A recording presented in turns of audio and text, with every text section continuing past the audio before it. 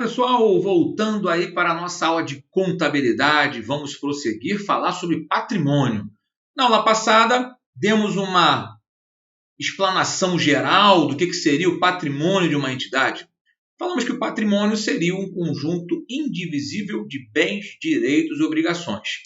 Ou seja, não posso falar de patrimônio sem elencar esses três elementos: bens, direitos e obrigações. Maravilha? Ou seja, então, quando se fala de patrimônio de uma entidade, nós analisamos quais são os bens que ela tem, né? Quais são os direitos que ela teria a receber, ou a utilizar, ou recuperar, e as suas obrigações, normalmente vinculados a dívidas, né? Principalmente dívidas com terceiros. Maravilha? Bom, nessa próxima aula agora, a gente vai entender a representação gráfica do patrimônio. Vocês vão começar a entender de forma mais prática de que forma o patrimônio ele é visualizado graficamente. Perfeito? Vimos que os bens e direitos são considerados ativos, as obrigações são chamadas de passivos exigíveis ou capital de terceiros, e o patrimônio líquido é chamado de passivo não exigível ou capital próprio. Maravilha aqui, gente? Então, a partir de agora, vocês vão começar a entender essa mecânica. Até porque, na aula passada, no finalzinho dela, nós visualizamos ali que o total de ativos, né, devem corresponder ao total da soma do passivo exigível com a soma do patrimônio líquido. Então, vocês vão entender essa mecânica, o porquê que existe esse equilíbrio entre ativos e os dois tipos de passivo. Então, vem comigo na tela aqui, gente. Bom, o gráfico do patrimônio é representado pelo balanço patrimonial. Obviamente, veremos isso em aula específica, né? Então, no balanço patrimonial, do lado esquerdo, né, vocês vão visualizar os valores que pertencem aos ativos da empresa e do lado direito os valores do passivo. Professor, mas por que o lado esquerdo é ativo e o lado direito é passivo? Convencionou-se que na contabilidade seria dessa forma. E se você for parar para analisar, normalmente, quando você tende a ver um quadro, você tende a olhar para o lado esquerdo primeiro. Então, o lado esquerdo seria aí o lado positivo, né, do patrimônio, e o lado direito tende a ser o lado negativo do patrimônio. E por que a expressão balanço patrimonial? Né? O balanço, né, ela lembra equilíbrio. Né? Lembra até uma balança, se a gente for parar para analisar. Então, no contexto que nós comentamos na aula passada, né, se eu for pegar aqui, né, o PL, que é ativo menos passivo, e eu fizer uma alteração aqui, eu posso dizer que ativo é igual a soma do passivo mais o meu patrimônio líquido. Ou seja, da igualdade aplicações versus origens. Então, nós vamos começar a entender o que significam aplicações de recursos e significam origem de recursos. Justamente a partir dessas características, vocês vão entender o porquê do equilíbrio do patrimônio líquido. Por que o patrimônio líquido, né, ele é a diferença entre ativo e passivo, e por que o ativo é igual à soma do passivo com o patrimônio líquido. Ou seja, por que o balanço patrimonial ele vai ter os dois lados iguais. Maravilha? Então, nesse contexto aqui, parte-se da ideia de uma balança, onde sempre encontramos uma igualdade. Né? Mas em vez de falar de balança, né, como balança comercial, falamos de balanço.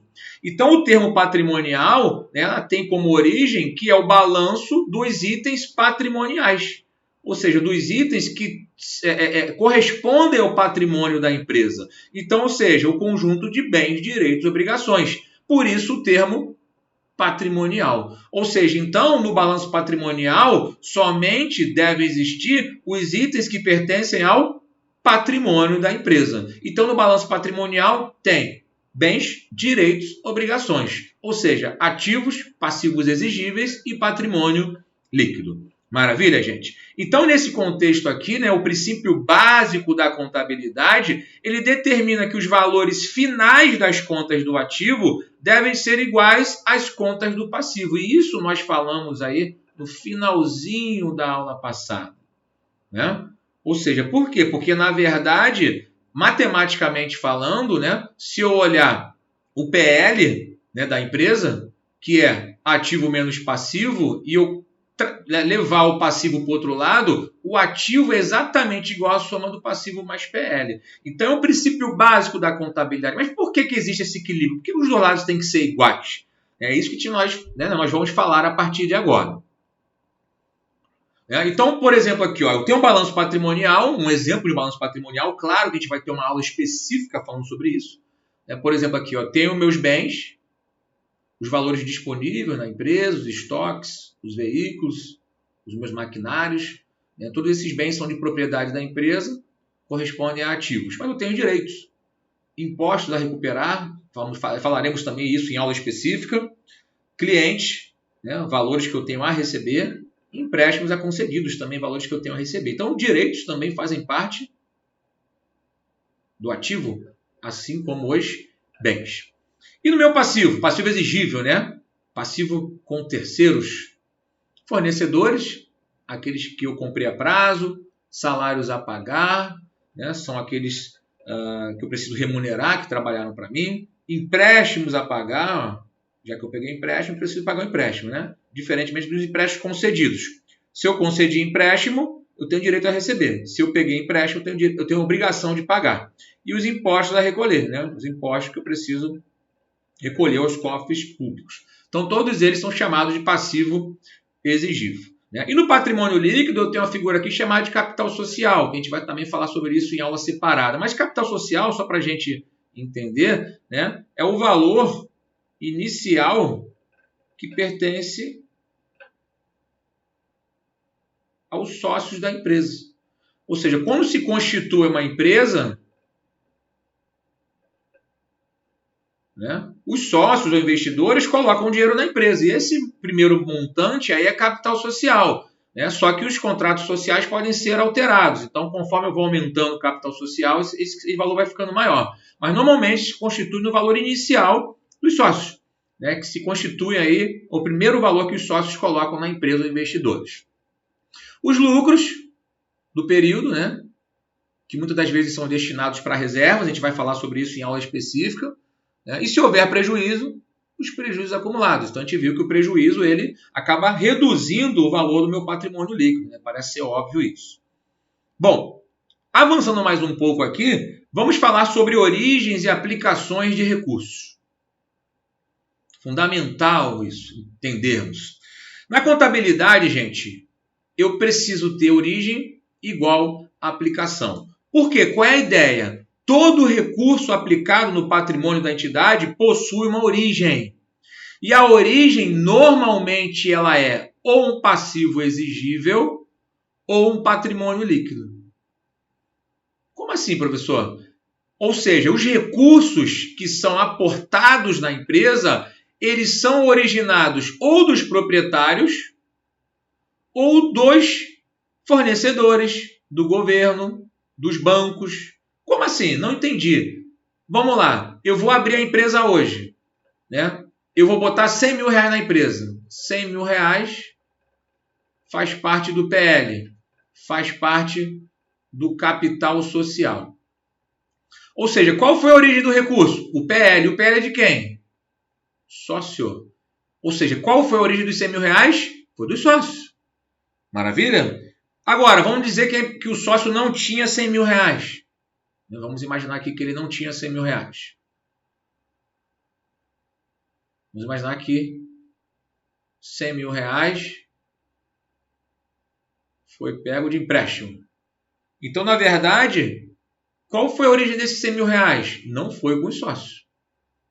Foi com o banco, através de um empréstimo. Só que aqui é passivo exigível e no sócio é passivo não exigível. Então, reparem que toda a origem de recurso, todo o dinheiro que entra na empresa, ela tem uma origem, ela precisa ter uma origem. Ou ela é de terceiros ou de capital próprio. Embora a gente vai falar depois de receita e despesa, mas isso aqui é para fins de patrimônio. Maravilha? Então, através do passivo e do patrimônio líquido, são identificadas as origens de recursos. Agora, e o termo aplicação? Bom, se eu tenho um recurso que foi original de algum lugar, ele precisa ser aplicado em algum lugar. Não vou deixar o dinheiro parado na empresa. Esse dinheiro vai para algum lugar. Então, os ativos correspondem às aplicações de recursos. Então, as aplicações podem ser feitas no caixa da empresa, no estoque, em máquinas, em imóveis, se eu quiser. Ou seja, então esses 100 mil reais que eu busquei ou via capital social ou via empréstimo vai ser aplicado na empresa. Vai ser aplicado no caixa, no estoque, em máquinas ou imóveis. Ou seja, então se eu tenho 100 mil de origem, eu vou aplicar 100 mil, não tem jeito. Não tem como escapar disso, gente. Mesmo que eu deixe o dinheiro parado no caixa, 100 mil é aplicação. Então, qual é a ideia aqui? Então, a empresa, na verdade, ela só pode aplicar no ativo aquilo que tem de origem. Seja pelo passivo, seja pelo PL. Então, se houver a origem de 200 mil reais, ou seja, se houver recursos, né, provenientes de capital de terceiros, ou capital próprio, né, ou de passivo exigível, ou de patrimônio líquido de 200 mil reais, essa aplicação obrigatoriamente será de 200 mil reais. Por isso que é fácil entender que o ativo ele será igualzinho à soma do passivo com o patrimônio líquido. Não tem jeito, porque origens é igual a aplicação de recursos. Só que parte dessas origens podem ser capital de terceiros, ou passivo exigível, ou capital próprio, patrimônio líquido. Maravilha, gente? Então, se eu for olhar o balanço patrimonial, eu tenho aqui, né, no ativo as aplicações de recursos e do lado do passivo exigível mais patrimônio líquido as minhas origens de recursos. Capital de terceiros, que é o passivo exigível, e o capital próprio, que é o patrimônio líquido. Reforçando, por que capital de terceiros? Porque os recursos são externos. Por que capital próprio? Porque os recursos são internos. Maravilha? Perfeito, gente? Bom, dentro desse contexto, a gente já consegue analisar aí uma representação algébrica, né, da forma que a gente viu na aula passada. Bom, considerando aqui que o patrimônio é um conjunto de bens, direitos e obrigações com terceiros, né? E a diferença deles é o capital próprio, é o PL, né? Então eu tenho aqui o PL é igual à diferença entre ativos, que são os bens e direitos, e os meus passivos exigíveis. Maravilha? Então, a partir dessa equação fundamental que nós falamos na aula passada, né? O patrimônio ele assume invariavelmente aqui um dos 3 estados a seguir, né? A saber, perdão. Né? Eu ia falar seguir, falei saber, falei saber. Ou seja, então, ele assume 3 estados a saber, né? Que eu vou mostrar aqui a seguir.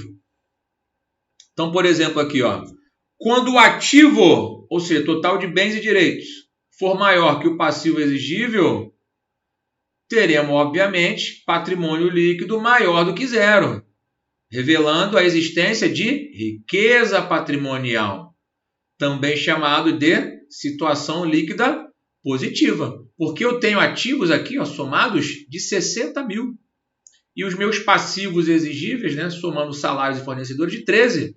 Então, se eu tiver 60 mil de ativo menos 13 mil de passivo exigível, obrigatoriamente eu tenho 47 mil de patrimônio líquido. Esses 47 mil eles são dispostos aqui dessa forma. Eu tenho capital social de 27 e o lucro do período de 20. Maravilha? Eu poderia ter tudo 47 aqui, sem problema nenhum. Só estou mostrando para vocês que o patrimônio líquido deveria ter 47. A forma com que o patrimônio líquido está disposto, aí são, né, essa é a análise posterior que a gente vai fazer. Então, ou seja, o ativo é maior que o passivo exigível, logo o patrimônio líquido positivo. Quando o ativo é menor que o passivo exigível, a gente tem um problema, né? Aí é um problemão. O ativo é menor que o passivo exigível, então o patrimônio líquido vai ser o quê? Negativo, vai ser menor do que zero. Aí a empresa vai revelar uma péssima, né, situação financeira e a existência de passivo a descoberto. Por que o termo passivo a descoberto? Porque se eu tenho passivo exigível maior do que o ativo, parte do meu passivo está descoberto. Eu não tenho dinheiro para bancar esse passivo. Então, o passivo a descoberto é toda vez que o ativo for menor que o passivo exigível. Ou o passivo exigível for maior do que ativo. Então, nesse contexto aqui, a gente tem a situação líquida negativa. Então, vou ter aqui, ó, 30 mil reais de ativo, de caixa, 20 mil de ativo de estoque, 10 mil reais de ativo de cliente, 60 mil reais total de ativos. Passivo exigível, ó, eu tenho aqui 10 mil reais de salários a pagar, 35 de fornecedor, 20 mil de impostos, 65 mil reais de passivo exigível, maior do que o meu ativo. Então, obviamente, eu tenho um passivo descoberto de quanto? De 5 mil reais. Porque eu tenho passivo exigível maior do que o meu ativo. Então, eu tenho com 5 mil reais aqui é descoberto. E esses 5 mil reais aqui, a gente evidenciou que era o meu capital social de 27 mil e um prejuízo aqui de 32 mil. Foi só um exemplo, na verdade, né? Então, a ideia é que passivo a descoberto, eu tenho passivo exigível maior do que o ativo. Maravilha, gente? E uma situação aqui que não é tão positiva também para a empresa, mas também não é negativa, é quando o ativo ele for exatamente igual ao passivo exigível, né? Ou seja, então teremos aqui uma situação líquida igual a zero. Aqui, na verdade, não há existência de riqueza própria. E a situação líquida aqui vai ser nula, né? Porque eu tenho exatamente aqui o total de ativos, né? 30 mais 20 mais 10, igual ao total de passivo, que é 10 mais 30 mais 20 aqui. Então, 60 menos 60 igual a zero. Então, capital social de 27 mil, um prejuízo acumulado de 27. Então, na verdade, aqui o efeito no patrimônio líquido, né? É patrimônio líquido zerado aqui. Repare que em todos os casos, gente, ativo é igual a passivo. Vamos voltar aqui, ó. Ativo é sempre igual a passivo. Ativo é sempre igual a passivo. Eu digo passivo, a soma do passivo exigível com o passivo não exigível. Em todos os casos aqui, gente, ó, 60 e 60. 60 e 60. 60 e 60. O que alterou foi a composição dos ativos, do passivo exigível e do patrimônio líquido. Então, só que o total ali foi o mesmo. Reparem que sempre tem que ser o mesmo. Por mais que eu tenha passivo a descoberto, por mais que eu tenha situação líquida positiva e por mais que eu tenha situação líquida negativa. Maravilha aqui, gente? Isso é muito importante. Bom, então quais conclusões que eu chego aqui? O patrimônio líquido ele está diretamente relacionado com o ativo. Por quê? Quanto mais ativo eu tenho e o meu passivo permanece constante, né? Mais ativo eu tenho e o passivo permanece constante, eu tenho aumento do PL. Né? Então parece ser óbvio isso. E o patrimônio líquido está inversamente relacionado ao passivo. Por quê? Se eu tiver ativo constante e passivo aumentando, o meu PL faz o quê? Ele diminui. Né? Porque se eu tiver ativos que não se alteraram e aumentos de passivo, obviamente o meu PL ele vai diminuir. Maravilha aqui, gente? Então, são conclusões aí que a gente chega que às vezes as bancas pedem isso. Já vi questão de prova colocando essas informações. Maravilha? Tá? Então, só para vocês analisarem aqui, para a gente fechar essa parte. Tá? Bom, imagine uma companhia que possua bens e direitos, né? Ou seja, o total de ativos dela, no valor de R$1.750.000 em determinado período aqui. Nós colocamos aqui 31/12 de X1. Né? Sabendo que o passivo exigível da companhia representa 2/5 do PL, então ela é menor do que o PL, né? Qual é o valor do PL, então? Né? Ou seja, então ele está falando o seguinte, o passivo exigível equivale a 0,40 de um PL, né? Ou 2/5 de um PL. Então, qual é o PL? Qual o valor do PL? Né?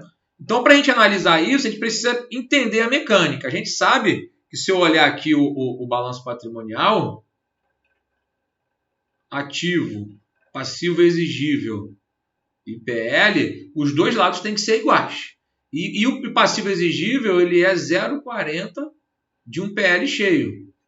Então, o valor que eu achar aqui, o passivo exigível tem que ser 40% desse valor. E a soma desses dois aqui tem que ser igual à soma do ativo. Então, essas análises a serem feitas. Então, vamos analisar o seguinte, ó.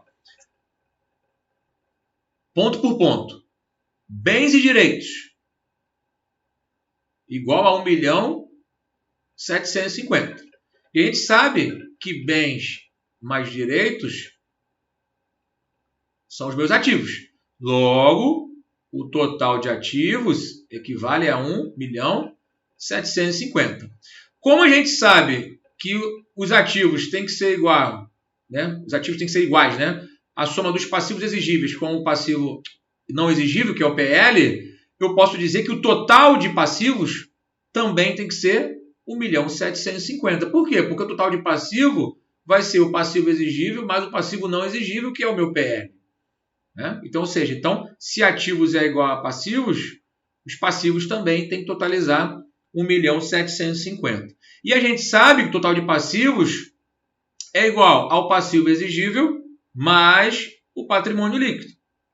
Então, se eu substituir o total de passivos por 1.750.000, eu chego à conclusão que a soma do passivo exigível com o patrimônio líquido tem que ser igual a 1.750.000.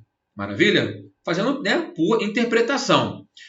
E o passivo exigível, ele corresponde a 2/5 de um PL, ou 40% do PL, que é 0,40. Né? Então, ou seja, eu posso dizer que se eu substituir o total de passivos por 1.750.000, que é a soma dos dois, né? O passivo exigível por 40% de um PL, mais o seu próprio PL, repare que eu estou fazendo substituições, né? Olha que interessante isso aqui. Ou seja, então esse 1.750.000 é o total de passivos. Se o passivo é passivo exigível mais o PL, e o passivo exigível corresponde a 40% de um PL, eu substituo o passivo exigível por 40% do PL. E o PL é o próprio PL, né? Não substituo por nada aqui. Então eu vou ter aqui 0,40 de um PL mais um PL todo, completo, né? Vai dar 1,40 de PL, igual a 1.750.000.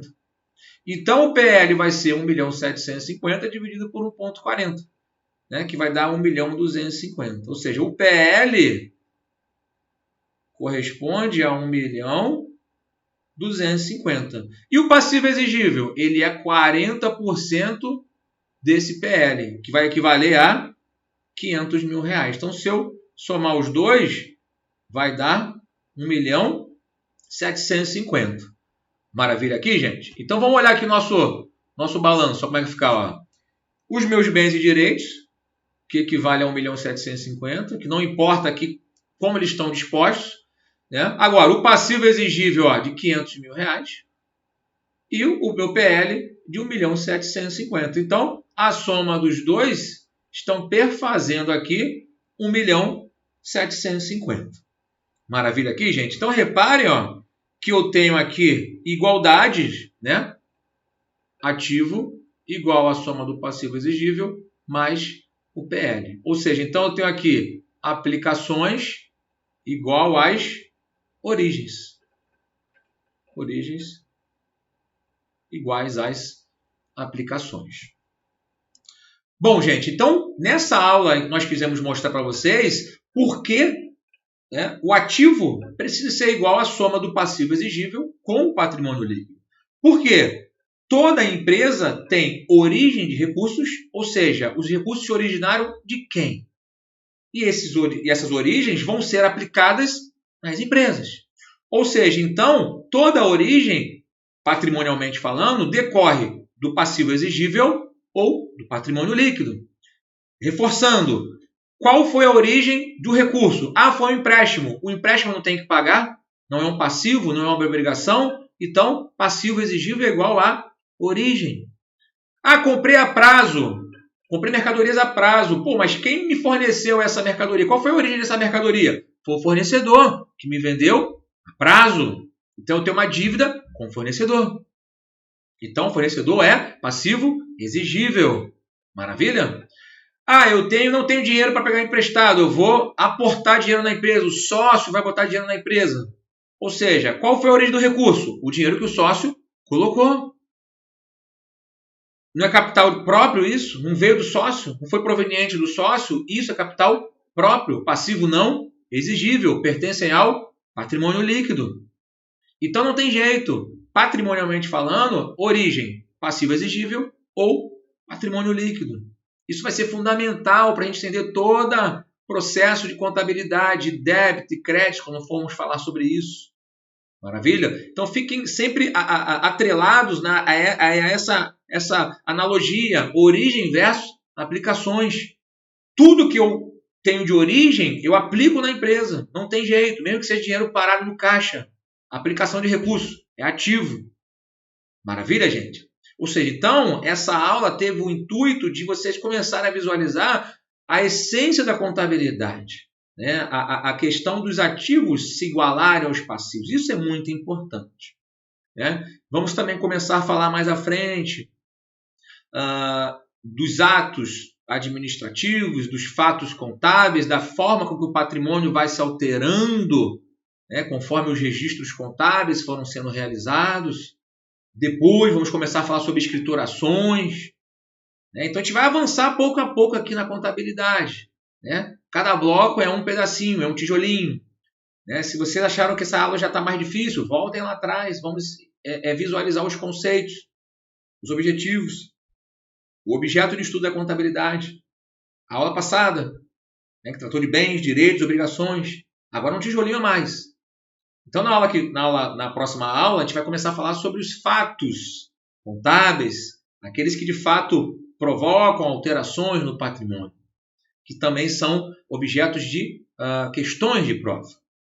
Maravilha aqui, gente? Então, espero que vocês tenham gostado dessa aula. A gente vai dar uma pausa por aqui e já voltamos já já.